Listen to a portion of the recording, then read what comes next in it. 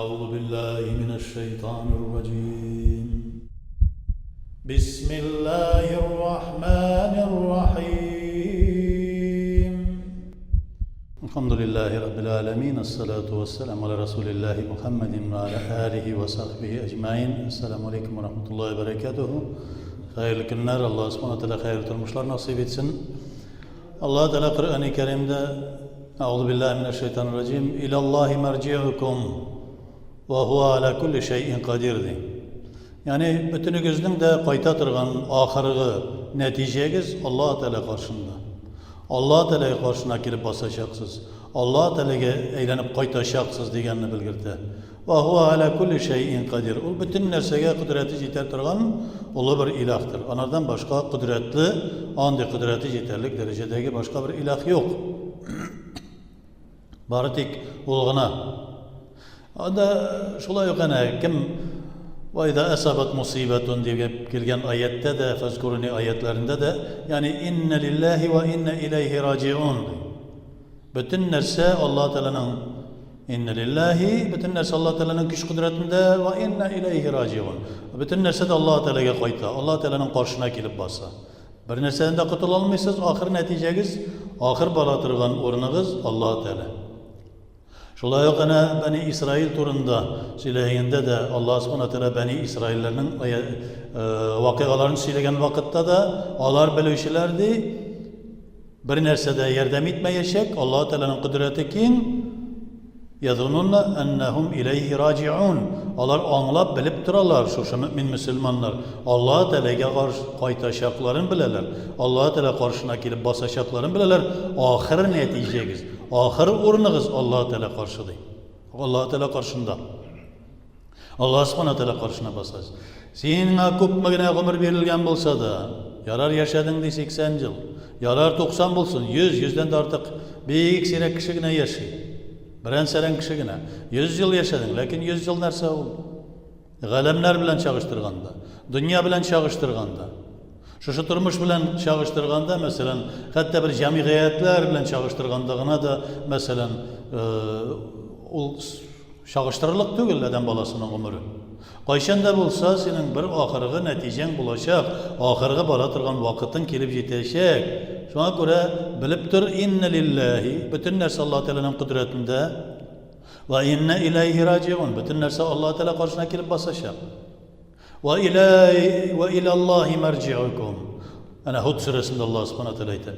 Ve ilallahi merci'ukum. Ahir kaytışıgız ve ahir kayta turgan orununuz da Allah Teala karşısında. Ve huve ala kulli şeyin kadir. Ol kudretli bütün nersege de. Bütün nersege onun kudreti yeterli.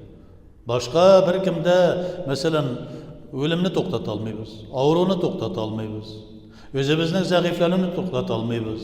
Ömrünü enen işik ağıp bara, eligine salkın idi, şundi, eligine Ramazan idi, şundi salkın yarav, rahatlanıp, şuşlay uraza tuttuk, indene issiler başlandı. Hatta soluşalılık bulmaz derecede issiler başlandı. Eden balasına, o vakitte salkın şaraq idi, zarlandık. Bunda isse gitti tağın zarlanabız. Bütünüsü de Allah Teala bilüşi ol. Nişik jimişini pişirip eden nişik ol mesela şu alma baştağı almalarını nişik pişirip jetüğüne de deyiş vakitinde salkının biri deyişli vakitinde hani almağa şişek atganda hiç şeksiz salkın bulan. Mayna 15'lerinde almağaçlar şişek ata başlasa, şomartlar şişek ata başlasa belli tür salkınlar başlana. Hatta indi tonup yürüyorsun. Endi pişir vakitleri bir vakitleri kelip jeti Allah subhanahu teala kızdıra başlayı. Ne işin şulay? Allah Teala bilişi. Kay bir vakitine timirşi alaşığında işlegen timirşi kibik. Gerekli derecedeki kızdıra timirini artık kızdırsa nerse bula janıp biter timirden, o timirden jirat çıkmayı.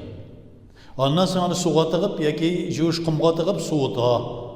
Artık suğunup gitse tağın jirat çıkmayı, onu o kıynap yumuşat almayı.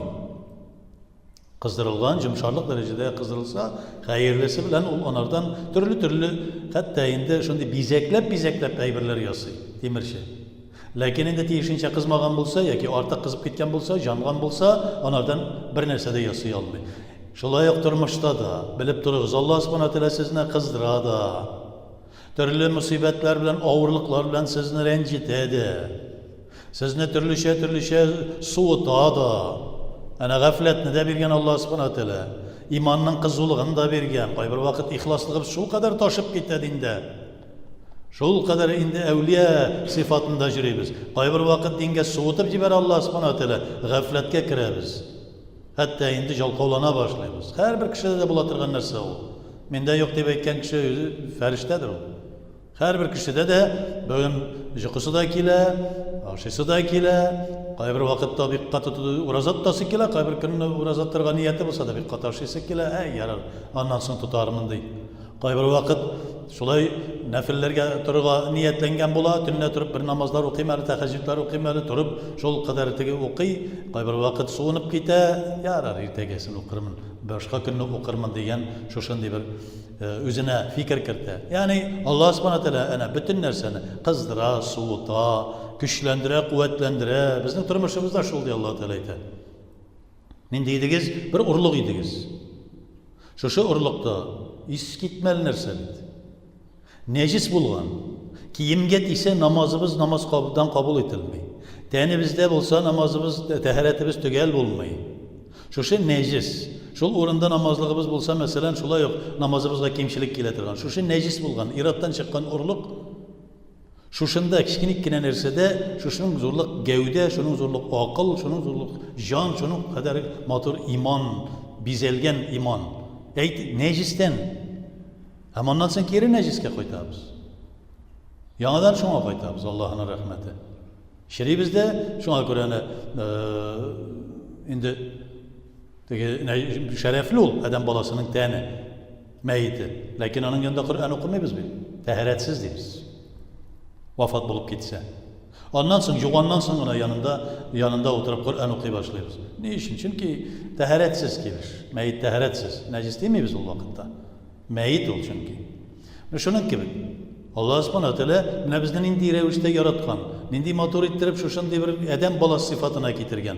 Hem şuşundan şuşa bir urluqtan Allah taala bir kichkina bir üsenti gibi, kichkina bir tal şabığı gibi bir balani bu dünyaya getiredi. Ondan sonra o tal şabığı özünün kevsesinde şunday motor ettirip bir ağaç bola, yoki jemish ağaçı bolsa jemishlarin beri, yoki bunday g'adi ağaç bolsa onun ko'lagasi bola, onun ko'lagasida adam bolalari, qushlar, qurtlar, boshqa turli böcekler shulay ko'lagasida issi vaqtda o'zlarına bir rahatlik tobalar.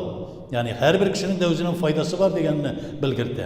Jemish bera turgan bir g'olim mol yoki endi g'odiy kishi bo'lib shulay keyin butoqlarini yeygan bir ağaç sifatında bo'lgan masalan bir g'odiy kishi, onda da onlardan da foyda var. Her bir kişiden faydasız adam balası yok dünyadan.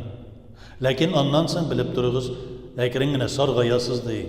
Salam boshaq sinib tushgan kibik, shu bir eginning boshog'i sinib tushgan kibik sizlar shulay sinib tushasiz, yerga ham Alloh taolo qarshina qaytasiz. Shul vaqtda Alloh subhanahu taolo qarshina kelib bosqandan so'ng bilib turig'iz. Va ilallohi marji'ukum. Oxir natijangiz Alloh taolo qarshında. Bütün qilgan bütün narsalaringiz uchun, bütün otlab yurgan so'lishlaringiz uchun, odamlaringiz uchun, ishlagan qilgan amallaringiz uchun, bütün söylegan so'zlaringiz uchun shunda javob bereceksiniz.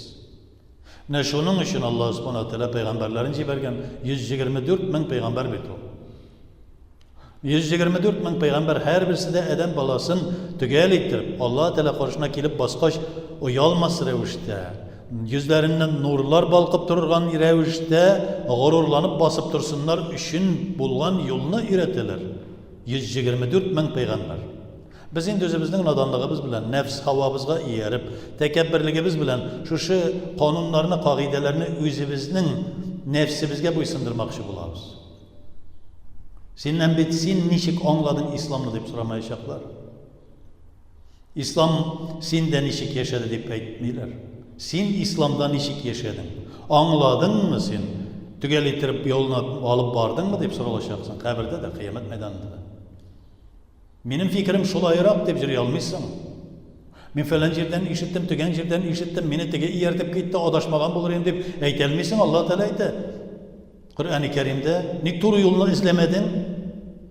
Nik degenerge adaşıp gittin? Nik bu kişi ardından adaşıp gittin? Nik özünün tekebbürlüğünde qattın? Nik özünün şu nefsi havana iyerip tekebbürlüğün bilen qatıp şulay Аның артынан адашып кеттең. Ул мине адаштырды бит, я Раббым. Анарга зигфайни дигән ике газап бирсәнә, я Раббым дип сорарды адәм баласы. Сиңа да зигфайни, тегеләргә дә зигфайни. Сиңа да икеләтә газап, тегесенә дә икеләтә газап. Ник? Мин сиңа акылны бирмәдемме ди Аллаһ Тәгалә әйтә. Мин синең янга шушыны аңлата торган кешеләрне җибәрмәдемме? Бу дөрес түгел, менә монысы дөрес дип әйтерлек дәрәҗәдә. Сиңа чагыштырырлык кайсы юл дөрес икәнлеген, сиратул мустақим кайсы җирдә икәнлеген аңларлык дәрәҗәдә аң бирмәдемме ди. Аллаһ Субханаһу Тәгалә сораячак. Мин биргән ризыктан инфак кылдыңмы? Мин биргән шушы тәнне хәерлегә кулландыңмы? Акылыңны хәерлегә кулландыңмы дип соралачакбыз. Сөйләргә тиешле телеңне, сүзеңне хәерлегә кулландыңмы дип соралачакбыз. Шушы аякларыңны, күзләреңне, кулларыңны мин сиңа биргән идем, арендага биргән идем. Дип әйтәчәк Аллаһ Субханаһу Тәгалә. Чөнки безгә арендага бирелгән. Безнең үзебезнең бер нәрсә юк ки. Сен шушыны дөрес иттереп кулландыңмы? Дөрес иттереп бардыңмы? Яки үзеңнең шушы дөнья мәнфәгате өчен тырыштыңмы? Менә карасак бүгенге көндә бик күп кешеләр, мәсәлән, диндә булсалар да, шушы диннәрен дөньядагы мәнфәгать өчен куллану бара.